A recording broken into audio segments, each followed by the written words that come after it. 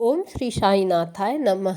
बाबा की कृपा से हम अध्याय 47 में आ गए हैं। यदि आप मेरा चैनल पहली बार सुन रहे हैं तो प्लीज़ सब्सक्राइब करें और कमेंट करके बताएं कि आपको मेरा पारायण कैसा लगा। ओम साई राम। अध्याय 47 पुनर्जन्म। वीरभद्रप्पा और चेन्नप्पा, सर्प व मेढक की वार्ता। गत अध्याय में बाबा द्वारा बताई गई 2 बकरों के पूर्व जन्मों की वार्ता थी। इस अध्याय में कुछ और भी पूर्व जन्मों की स्मृतियों का वर्णन किया जाता है। प्रस्तुत कथा वीरभद्रप्पा और चेन्नप्पा के संबंध में है। प्रस्तावना। हे त्रिगुणातीत ज्ञानावतार श्री साईं, तुम्हारी मूर्ति कितनी भव्य और सुंदर है। हे अंतर्यामिन, तुम्हारे श्रीमुख की आभा धन्य है। उसका क्षण मात्र भी अवलोकन करने से पूर्व जन्मों के समस्त दुखों का नाश होकर सुख का द्वार खुल जाता है। परंतु हे मेरे प्यारे श्री साईं, यदि तुम अपने स्वभाववश से कुछ कृपा कटाक्ष करो तभी इसकी कुछ आशा हो सकती है। तुम्हारी दृष्टि मात्र से ही हमारे कर्म बंधन छिन्न भिन्न हो जाते हैं और हमें आनंद की प्राप्ति हो जाती है। गंगा में स्नान करने से समस्त पाप नष्ट हो जाते हैं, परंतु गंगा माई भी संतों के आगमन की सदैव उत्सुकता पूर्वक राह देखा करती हैं कि वे कब पधारे और मुझे अपनी चरण रज से पावन करे। श्री साईं तो संत चूड़ामणि है। अब उनके द्वारा ही हृदय पवित्र बनाने वाली यह कथा सुनो। सर्प और मेढक। श्री साईं बाबा ने कहा, एक दिन प्रातःकाल 8 बजे जलपान के पश्चात मैं घूमने निकला। चलते चलते मैं एक छोटी सी नदी के किनारे पहुंचा। मैं अधिक थक चुका था, इस कारण वहां बैठकर कुछ विश्राम करने लगा।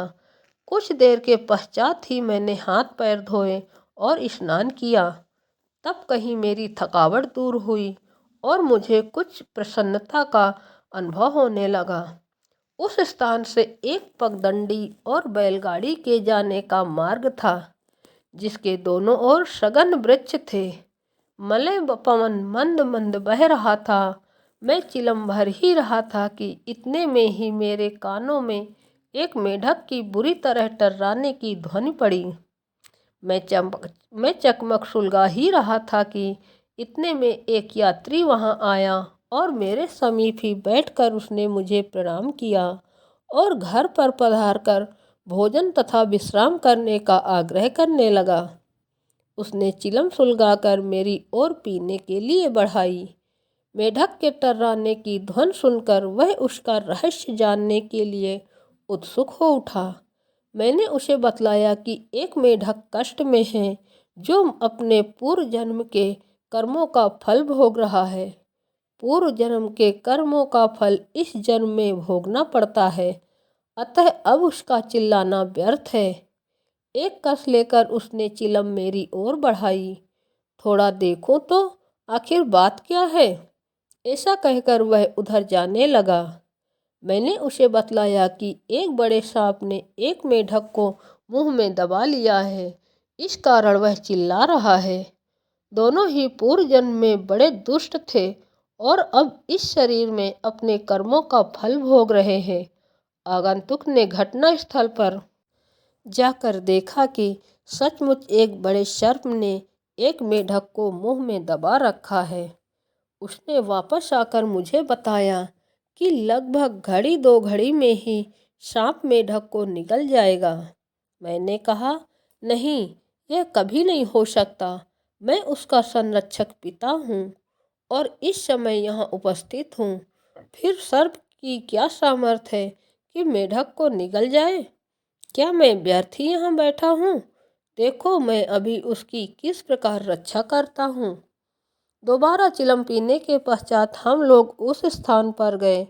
आगंतुक डरने लगा और उसने मुझे आगे बढ़ने से रोका कि कहीं सर्प आक्रमण न कर दे।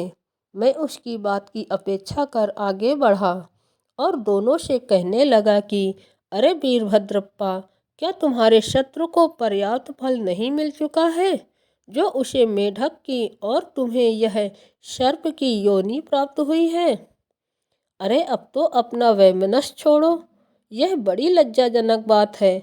अब तो इस ईर्ष्या को त्यागो और शांति से रहो।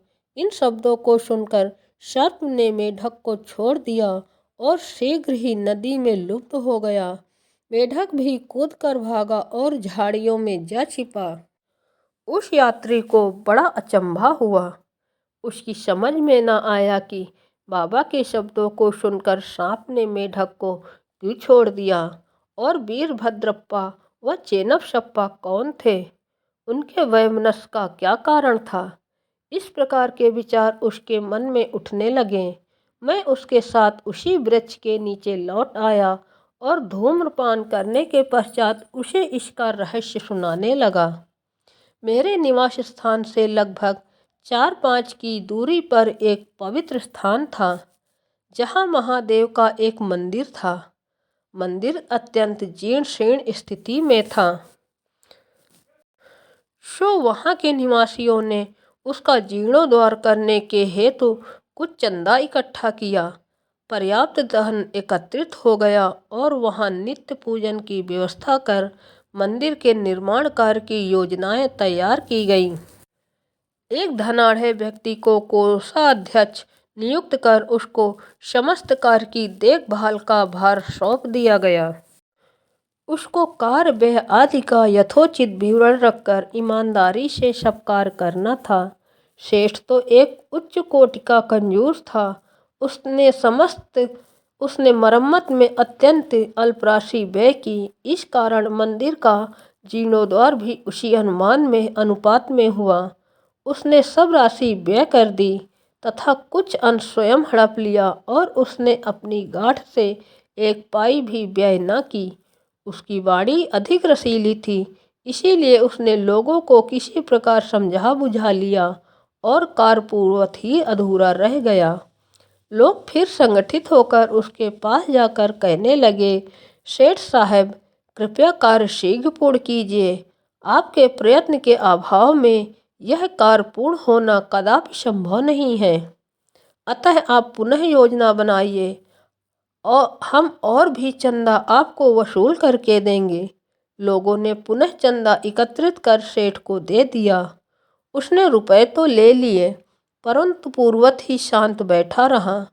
कुछ दिनों के पश्चात उसकी स्त्री को भगवान शंकर ने स्वप्न दिया कि उठो और मंदिर पर कलश चढ़ाओ। जो कुछ भी तुम इस कार्य में व्यय करोगी, मैं उसका 100 गुना अधिक तुम्हें दूंगा। उसने यह स्वप्न अपने पति को सुना दिया। सेठ भयभीत होकर सोचने लगा कि यह कार्य तो ज़्यादा रुपए खर्च कराने वाला है।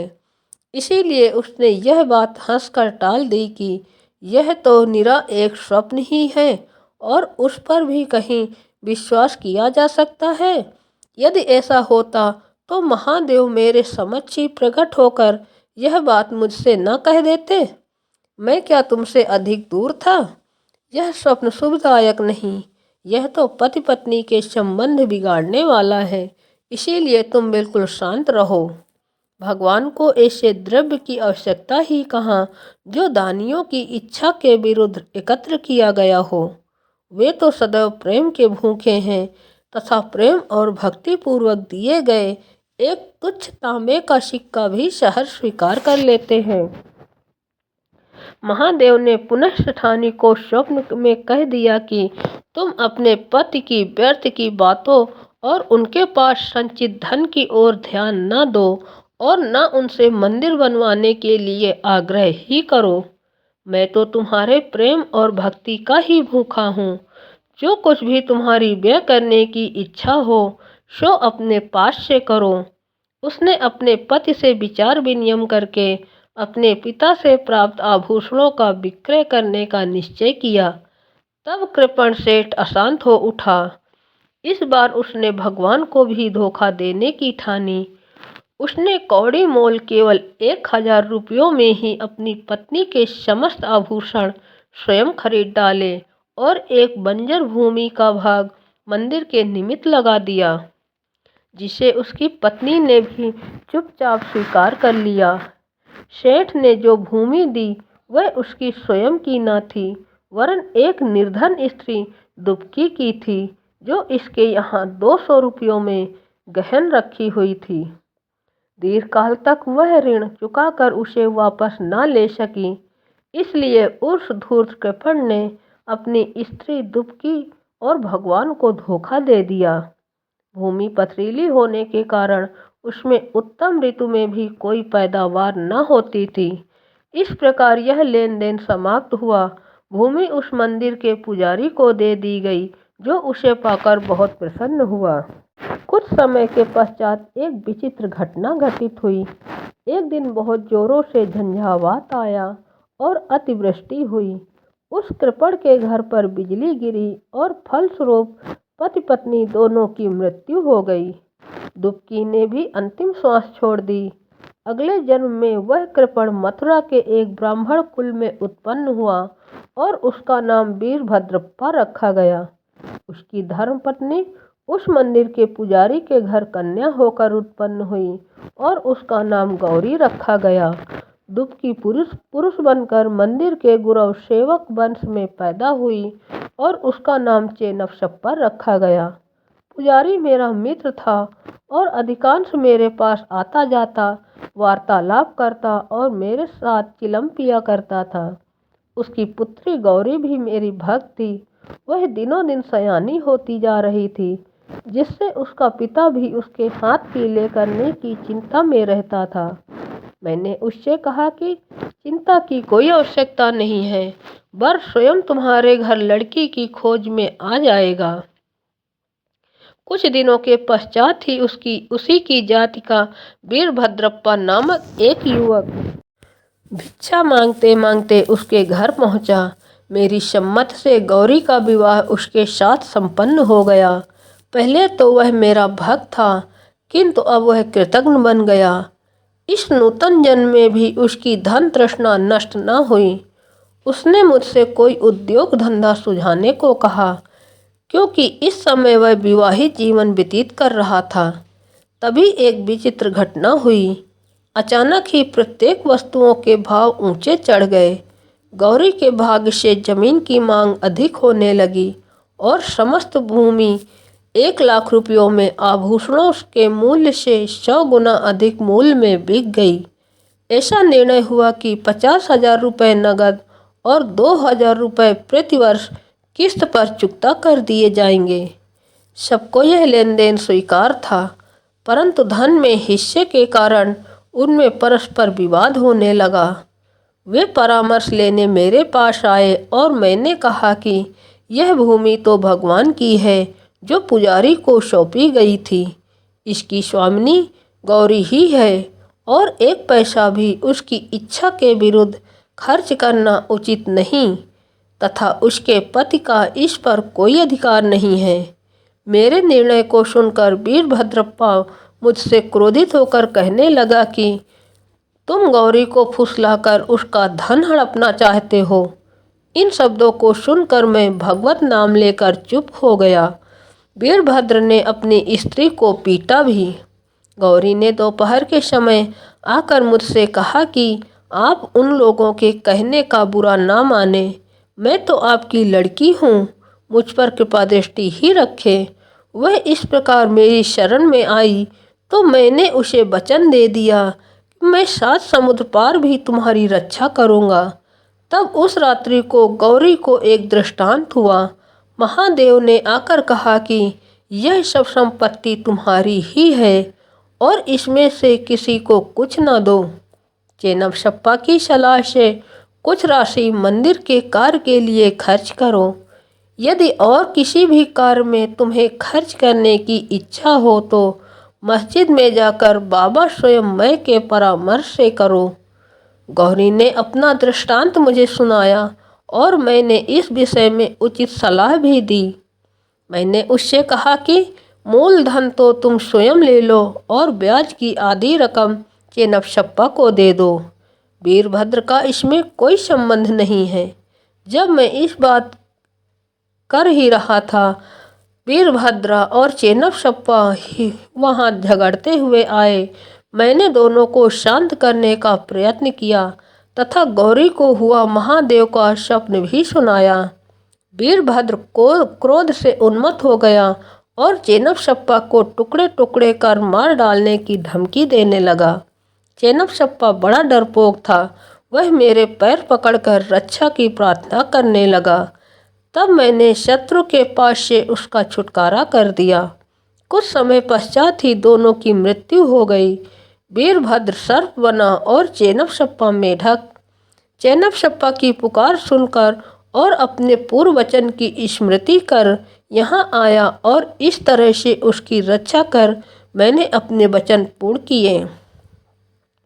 संकट के समय भगवान दौड़कर अपने भक्त के पास जाते हैं। उसने मुझे यहाँ भेजकर चेनपशप्पा की रक्षा कराई। यह सब ईश्वरीय लीला ही है। शिक्षा। इस कथा की यही शिक्षा है कि जो जैसा बोता है वैसा ही काटता है।